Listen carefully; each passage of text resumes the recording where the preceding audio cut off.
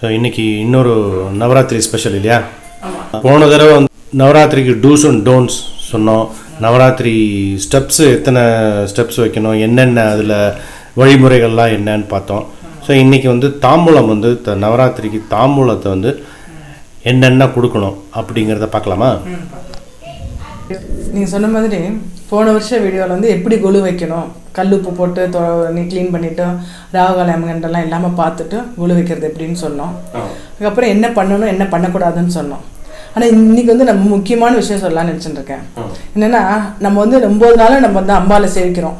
So அம்பாவை நம்ம சந்தோஷப்படுத்துறது தான் நம்மளுக்கு ஒரு பெரிய ஒரு பாக்கியம் இல்லையா?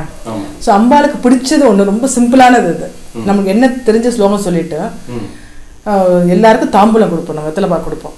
அது எவ்வளோ முக்கியமானதுன்றது நீ சொல்லலான்னு நினச்சேன். நான் லலிதா சாஸ்திரம் படிக்கிறோம் இல்லையா, அதுலேயே தெரியும். அதாவது தாம்பூல பூரித்த முகின்னு சொல்லிட்டு 114வது இதில் வரும் ஸ்லோகம் வரும். என்னென்னா அம்பாள் முகம் மலர்ந்துருமா அந்த தாம்பூலத்தை பார்த்து. தாம்பூலம் வாங்குறதுக்கும் கொடுப்பேன்னு இருக்கணும், கொடுக்கறதுக்கும் கொடுப்பேன்னு இருக்கணும். நம்ம பாத்தில் அந்த 9 நாளுக்கு எந்த கன்னியாகுமரி வந்தாலும் சரி, எந்த பொம்னாட்டி ஆற்றுக்கு வந்தாலுமே அவெல்லாம் அம்பாள் ஸ்வரூபம். நம்ம அதுலேருந்து டிஃப்ரென்ஷியேட்டே பார்க்கக்கூடாது.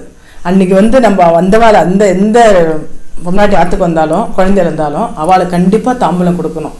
அதுதான் அம்பாளுக்கு அவ்வளோ ஒரு சந்தோஷம். நம்ம வரவாள் இப்படி சந்தோஷமாக நம்ம இது பண்ணோம்னா கண்டிப்பாக அம்பாள் அவ்வளோ சந்தோஷப்பட்டுருவா. இதுதான் இந்த ஸ்லோகத்துலலாம் சொல்லியிருக்கா. ஸோ இந்த தாம்பூலம் கொடுக்குறது அவ்வளோ முக்கியம். நம்ம எவ்வளோ ஸ்லோகம் சொல்லி நம்ம பெருமாளுக்கு நைவேத்தியம் அம்பாளுக்கு நைவேத்தியம் பண்ணுறோமோ அந்த அளவுக்கு முக்கியம் தாம்பூலம் கொடுக்கறது. ஸோ அதனால தான் நீ தாம்பூலத்தை எடுத்து வச்சு காமிக்கலான்னு நினச்சேன். இப்போ தாம்பூலம் கொடுக்கறதோட முக்கியத்துவம் பார்த்துட்டோம். தாம்பூல பூரித்த முகி அம்பாள். அவளுக்கு தாம்பூலத்தை கொடுக்குறனாலேயோ வாங்கிக்கிறனாலேயோ அவளுக்கு ஒரு ஆனந்தம், முகம் பூரிப்படைகிறது அப்படின்னு லலிதா சஹஸ்ரநாமத்தில் சொல்லியிருக்கா. ஸோ அதோட முக்கியத்துவம் பார்த்தோம். இப்போ தாம்பூல பை அப்படின்னா அதில் என்னென்ன இருக்கணும்? வெத்தலை இருக்கணும், பாக்கு இருக்கணும், மஞ்சள், குங்குமம், சரடு, தேங்காய், வாழைப்பழம், பழம், பூவு, மருதாணி, கண்மை, தட்சணை, ஒரு ப்ளவுஸ் பீட்டு, சீப்பு கண்ணாடி. அது சொல்லிட்டு சீப்பு கண்ணாடி மெயினாக. அது சீப்பு கண்ணாடி வளையல், கண்ணாடி வளையல் 14 ஐட்டம் வருது. 14 ஐட்டம். இது என்னென்னா ஒன்னொன்றுக்கு ஒரு சொல்லுவா, ஒன்னொன்றுக்கும் ஒரு பலன் இருக்கு, ஒரு காரணம் இருக்கு. ஆமாம். கண்ணாடி சீப்பு இருக்கு இல்லையா, நோயற்ற வாழ கொடுக்குன்னு சொல்லுவா. அந்த ஆயில் ஆரோக்கியம் கிடைக்கும் சீப்பு கண்ணாடியில். அதே மாதிரி ப்ளவுஸ் பீட் கொடுக்கும்போது வஸ்திரதானத்துக்கு ஈக்குவல். அது நம்ம இப்போ போகப்படம் மனசால ஆசை நிறைய இருக்கும், நிறைய பேருக்கு நிறைய பட்டுப்படலாம் வாங்கி கொடுக்கணும்னு. முடியாட்ட கூட அட்லீஸ்ட் ஒரு ப்ளவுஸ் பீட் வச்சு கொடுத்தா கூட அது அம்பாளுக்கு அவ்வளோ பிடிக்குமா. ஸோ நமக்கு வியாதி வராது, ஆயில் ஆரோக்கியம் கிடைக்கும். பழம் கொடுக்கறது ஒரு அன்னதானம் பண்ண பலன், அது எல்லாருக்குமே தெரியும். பூ நம்ம எவ்வளோக்கு எவ்வளோ வாங்கி கொடுக்குறோமோ அடுத்த ஆளுக்கு அவ்வளோ மகிழ்ச்சி கிடைக்குமா நம்மளுக்கு. ஸோ ஆமாம், அதனால தான் வர குழந்தைகளுக்கு எல்லா எல்லாருக்கும் முன்னாடி ஆற்றுக்கு வரவா எல்லாருக்குமே கண்டிப்பாக பூ வாங்கி வச்சு கொடுக்கணும். பூன்னு நல்லா இந்த வாசனை பூவாக வச்சுருக்கேன் பார்த்தீங்களா, இந்த பிச்சி பூ, சம்பங்கி பூ, இந்த மாதிரி இப்போ இதுக்கும் சம்மங்கின்னு சொல்லுவா, இதுவும் சம்மங்கின்னு சொல்லுவா. ரோஸ் வாங்கினா கூட அந்த ரோஸ் வாங்கணும். இது நல்ல பன்னீர் ரோஸ்ன்னு சொல்லுவா. அது மாதிரி வாசனை பூவை வாங்கி எல்லாருக்கும் தலையில வச்சுக்கிற அளவுக்கு நிறைய கொடுக்கணும், மகிழ்ச்சி கிடைக்கும். இது சுபத், அந்த மஞ்சள் குங்குமம்லாம் சுபம், சரடெல்லாம் சுபத் மங்கள பொருள். அது மாதிரி இந்த மெயினாக மறந்துட்ட சொல்ல ஒரு பொருள் தட்சணை வைக்கணும். அட்லீஸ்ட் 1 ரூபா காயினாவது வைக்கணும். மகாலட்சுமிக்கு கொடுக்க கொடுக்க தான் மகாலட்சுமி சந்தோஷம் ஜாஸ்தியாக நம்மளுக்கு நிறைய கிடைக்கும். ஸோ கண்டிப்பாக அந்த வெத்தலை பாக்கில் ஏதாவது ஒரு காயின் நம்மளால முடிஞ்ச அளவுக்கு 1 ரூபாலேருந்து நம்மளால எவ்வளோ முடியுதோ வைக்கலாம். ஸோ அந்த தட்சணை அன்றைக்கி மறந்துட்டு சொல்கிறதுக்கு அது நான் வச்சுக்கணும். தட்சணை மருதாணி அது சொல்ல மறந்துட்டேன். மருதாணி முன்னாடிலாம் ஆற்றுல மருதாணி செடி இருக்கும். மருதாணி செடியை பறித்து கையிலையும் காலெல்லாம் மருதாணி ஃபுல்லாக இட்டுப்பா. அதுக்கு கையில் அவ்வளோ அழகாக இருக்கும். இப்போ அதெல்லாம் குழந்தைகளுக்கு எடுத்துக்கிறதோ டைம் இருக்கும் இல்லைனால அட்லீஸ்ட் இந்த கோன் வாங்கி கொடுக்கலாம். மருதாணி என்னன்னா வியாதி தான், மெயினாக வியாதி வராதுன்னு. இந்த நவராத்திரி 9 நாளும் இது சின்ன சின்ன டெக்னிக் தான். அதெல்லாம் அம்பாளுக்கு இந்த மாதிரி மருதாணி எல்லாம் வச்சு கொடுத்தோம்னா, கண்ணாடி சீப்பு இதெல்லாம் வச்சு கொடுத்தோம்னா ஆயில் ஆரோக்கியம், இந்த வஸ்திர தானம்லாம் பண்ணால் வியாதியே வராது. அது மாதிரி இந்த தேங்காய் மட்டை தேங்காய் எடுத்து வச்சிருக்கேன் பார்த்தீங்களா, மட்டை தேங்காய் கொடுக்குறதா நல்லது, ரொம்ப விசேஷம். அது பரிபூர்ண பலன்.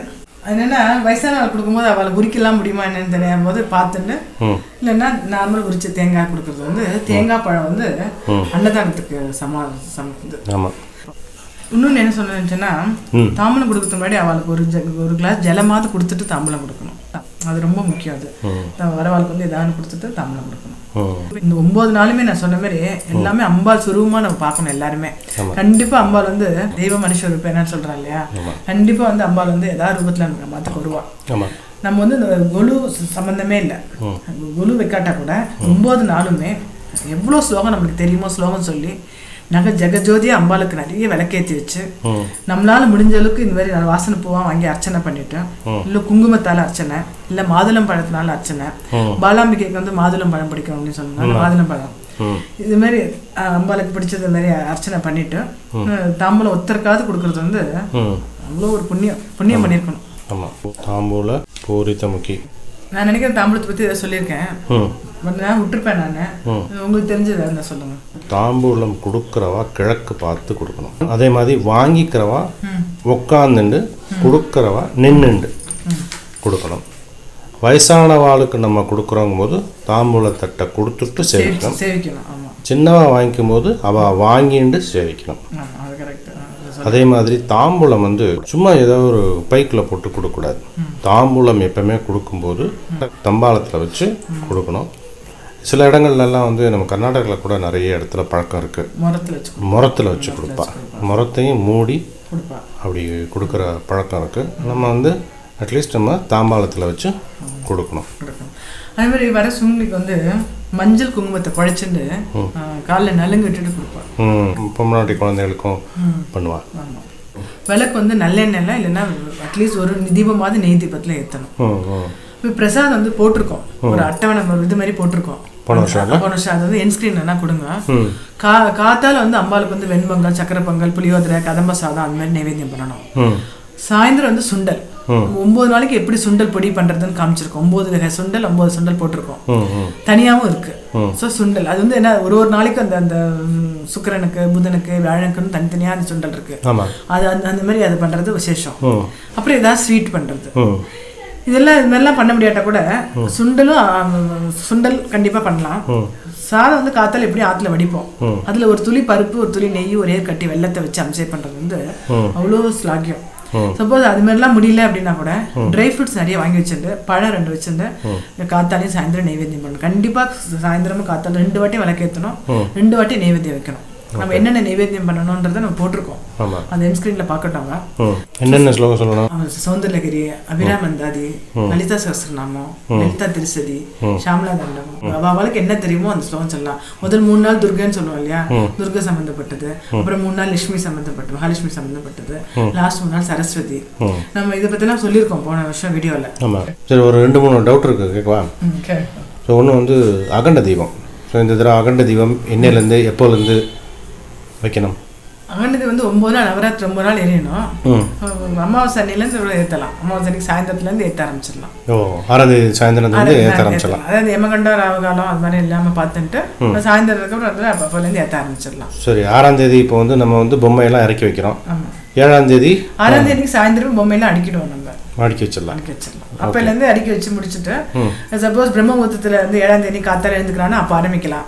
சப்போஸ் இல்லை லேட்டாக தான் எழுந்துக்கிற பழக்கம் இருக்கு அப்படின்னா அமாவாசை அன்னைக்கு சாயந்தரம் எல்லாத்தையும் எடுத்து வச்சுட்டு ஒரு 7 மணி வாக்கில் ஒரு பழத்தை அம்சை பண்ணிட்டு இது பண்ணலாம். இதுல நம்ம சொல்லியிருக்கோம், புட்டு அப்பம் ஃபர்ஸ்ட் வாப்பா என்னென்ன பண்ணணுன்றது போட்டிருக்கோம் இல்லையா, அது மாதிரி முடிஞ்சா பண்ணிட்டு அன்னைக்கு அகண்ட தீபம் ஏற்றலாம். அகண்ட தீபம் வந்து நிறைய பேர் கேட்டுருக்க டவுட்டு, திரி தீர்ந்து போயிடுச்சுன்னா என்ன பண்றதுன்னு. நான் சொல்லியிருக்கேன் முன்னாடி, என்னன்னா அது அகண்ட தீபத்தை திரி மாற்றும் போது வேற ஏதாவது விளக்கு எரியணும் ஆத்துல. மத்தியானம் 2 மணிக்கு போய் திரியை மாத்திரம்னு வச்சுக்கோங்களேன், அப்ப வேற எந்த விளக்கு எரியாது. அந்த டயத்துல மாத்தக்கூடாது. காத்தால எல்லா விளக்கும் ஏத்திட்டு இதை பார்க்கணும். இப்ப இந்த விளக்க அதுல எண்ணெய் கொஞ்சம் விட்டுட்டு திரி மாத்துறதுன்னா மாத்திக்கலாம். அகண்ட தீபத்தை வந்து ஓரமா கொஞ்சம் கால் கை மிதிப்படாத இடமா ஓரமா வைக்கணும். யூஸ்வலா வந்து இந்த டஸ்டிங் சொல்லுவாள்ல, அது பண்ணக்கூடாது. பட் டெய்லி ஆற்றுல வந்து நம்ம பெருக்கி துடைக்க தான் செய்யணும். பெருமாளுக்கு வந்து அப்படியே 9 நாளும் பெருக்காமல் இருக்க முடியாது, துடைக்காமல் இருக்க முடியாது. டஸ்டிங் மெயினான அந்த க்ளீன் பண்ணுறதெல்லாம் பண்ணக்கூடாது. ஒட்டடை அடிக்கிறது, தூசி தட்டுறது, அதெல்லாம் பண்ணக்கூடாது. சாதாரணமாக பெருக்கிக்கலாம், பெருக்கி துடைச்சி சாதாரணமாக பண்ணுறது பண்ணலாம். அது காலங்காத்தால சீக்கிரம் பண்ணிடணும். ஓகே. அப்புறம் வந்து இப்போ லேடிஸ் வந்து டெய்லி தலை குளிக்கணுமா? தலை குளிச்சா நல்லது. ஆனால் அதெல்லாம் இப்போல்லாம் சைனஸ் இருக்குது, எப்பவுமே கோல்டெல்லாம் வருது அப்படின்னா கொஞ்சம் வந்து மடியாக இருக்கணும். மடியாக இருக்கணும்னா குளிச்சுட்டு மடிய ட்ரெஸ்ஸை போட்டுட்டு பெட்டில் படுக்காம பாயில் படுத்துட்டோம்னா குளிக்க வேண்டிய அவசியம் இல்லை. இப்போ கொலு வச்ச அன்னைக்கு மத்தியான நேரத்தில் தூங்குற பழக்கம் இருக்க ஆளுக்கு தூங்கலாமா? நம்ம அப்படிலாம் ரெஸ்ட்ரிக்ஷன் பண்ண வைக்க மாட்டோம். ம் அம்பாள் ஆற்றுல இருக்கும்போது தூங்கக்கூடாதுன்னு சொல்லுவான். ஆனால் இப்போ இருக்கிற அவள் வந்து எல்லாம் நிறைய வேலை செஞ்சுட்டு அசதியாக இருக்கும்போது அதெல்லாம் தப்புன்னு சொல்ல முடியாது. அது அவளுக்கு அந்த ஒரு எனர்ஜி வந்துடும், தூங்க மாட்டான். மத்தியானம் தூங்குறது தூங்கினா அவாய்ட் பண்ணணும், முடிஞ்ச அளவுக்கு அவாய்ட் பண்ணுறது. சின்ன பசங்க அவாய்ட் பண்ணலாம், ஒரு சர்டன் ஏஜ் ஆனதுக்கப்புறம் தூக்கம் வரதான் செய்ய, ஒன்றும் பண்ண முடியாது. அதை முடிஞ்ச அளவுக்கு அவாய்ட் பண்ணிக்கலாம். தலை முடி வெட்டுறது, ஷேவ் பண்ணுறது, நெயில் கட்டிங், நகை வெட்டுறது ஆற்றுல யாருமே பண்ணக்கூடாது. அதுமாதிரி ஈவன் ஜென்ஸாக இருந்தால் கூட ஷேவ் பண்ணுறது, ஹேர் கட் பண்ணுறது கண்டிப்பாக பண்ணக்கூடாது. அதெல்லாம் பண்ணக்கூடாது. ஓகே. அப்புறம் விரதம், இந்த 9 நாள் விரதம் இருப்பாள். விரதத்துக்கு வந்து என்ன எடுத்துக்கலாம்? நான் வந்து ஒரு வேளை சாப்பிட்டுருவேன். என்னென்னா என்ன இப்போ என்ன நைவேத்தியம் பண்ணுறோமோ, இப்போ கதம்ப சாதம் பண்ணால் இல்லை ஏதாவது டெய்லி ஒரு நைவேத்தியம் பண்ணுறோம் இல்லையா, தேங்காய் சாதம், எலுமிச்சம் சாதம், வெண்பொங்கல்னு அதை எடுத்துப்பேன். நைட் அதேமாதிரி சாயந்தரம் என்ன சுண்டல் நைவேத்தியம் பண்ணுறோமோ அதை எடுத்துப்பேன். ஸோ நான் இப்படி தான் இருப்பேன். ஒரு வேளை சாப்பாடு, ஒரு வேளை வந்து டிஃபன், இப்படி தான் எடுத்துக்கேன். ஆனால் என் ஃப்ரெண்ட்ஸ் நிறைய பேர் நார்த் இந்தியன்ஸ்லாம் பார்த்துருக்காங்க. அவள் அப்படின்னா ஒன்றுமே சாப்பிட மாட்டாங்க, வெறும் பழம் தான். ஆமாம், ஆனால் அவள் எனர்ஜெட்டிக்காக இருப்பாள். ஆமாம், வெறும் பழம் மட்டும் சாப்பிட்டு இருக்கா. அந்த பழம் கூட எப்போ எடுத்துப்பா? காத்தாலேருந்து ஒன்றுமே சாப்பிட மாட்டான். சாயந்தரமா நைவேத்தியம் பண்ணிட்டு பண்ண பிரசாதம், அதாவது பிரசாதம்னா சில பேர் உப்பு போட்டு எடுக்க மாட்டான். பழம் உப்பு இல்லாத இதை பண்ணியிருக்காலும் அதை எடுத்துப்பான். நைட்டு ஒரு வேளை மட்டும் எடுத்துக்கிறேன். நைட்டு ஒரு வேளை மட்டும் பழம் எடுத்துக்கலாம். நான் வெத்தலைப்பா கொடுக்கும்போது நீங்கள் வெத்தலை வச்சிருக்கியான்னு கீனாக இருப்பீங்கல்ல. ஸோ வெத்தலை பற்றி சொல்லுங்கள், உங்களுக்கு இது இருக்குது. அதான் வெத்தலைங்கிறது வெத்தலை பாக்கு, அதாவது வெத்தலைங்கிறது வெத்தலை பாக்கு. அதே மாதிரி மஞ்சள், குங்குமம், சரடு, இது 3 வந்து மஞ்சள். அது மாதிரி வெத்தலை பாக்குங்கிறது வெத்தலை. வெத்தலையில் வந்து மகாலட்சுமி குடியிருக்கான்னு சொல்லுவோம். 3 தேவியருமே இருக்கா, அதில் 30 தேவியரும் இருக்கிற ஒரு இலை வந்து இந்த வெத்தலை. இந்த வெத்தலை வந்து சத்தியத்தின் சொரூபம் அப்படின்னு சொல்லுவாங்க. ஆமாம், சத்தியத்தின் சொரூபம். அதனால தான் வந்து இந்த பசங்களுக்கு நிச்சயதாம்பலம் மாற்றும் போது கூட என்ன இருந்தாலும் இல்லாட்டாலும் வெத்தலை இருக்கும். வெத்தலை கொடுக்குறது வந்து நான் சொன்ன வாக்க தவற மாட்டேன் அப்படிங்கிறதும், என்னைய மாதிரி எனக்கு வந்து நான் அம்பாள்கிட்ட வேண்டிக்கிறேன், எனக்கு ஐஸ்வர்யம் வேணும், வளம் வேணும், ஆரோக்கியம் வேணும் அப்படின்னு வேண்டிக்கிறேன். இது எல்லாமே வந்து உனக்கும் வரணும். இப்போ யாருக்கு நம்ம கொடுக்குறோமோ அவளுக்கு நான் என்னென்ன எனக்காக வேண்டிக்கிறனோ அது எல்லாத்தையும் பாரபட்சம் இல்லாமல் நான் உனக்கும் வேண்டிப்பேன் அப்படின்னு அர்த்தம். இப்போ நமக்கு கொஞ்சம் ஜாஸ்தி குடிச்சிட்டு அவளுக்கு கொஞ்சம் கம்மியாக கொடு அப்படின்னு வேண்டிக்கூடாது. நமக்கு என்னென்ன வேணும்னு வேண்டிக்கிறோமோ அதெல்லாம் உனக்கும் வேண்டிப்பேன் அப்படின்னு அர்த்தம். ஒருத்தருக்கு கொடுக்குறோம் அப்படின்னா அதான் பொருள். அதனால தான் அந்த வெத்தலை வந்து சத்தியத்தின் சுரூபம், பாரபட்சம் இல்லாமல் வேண்டிக்கணும்.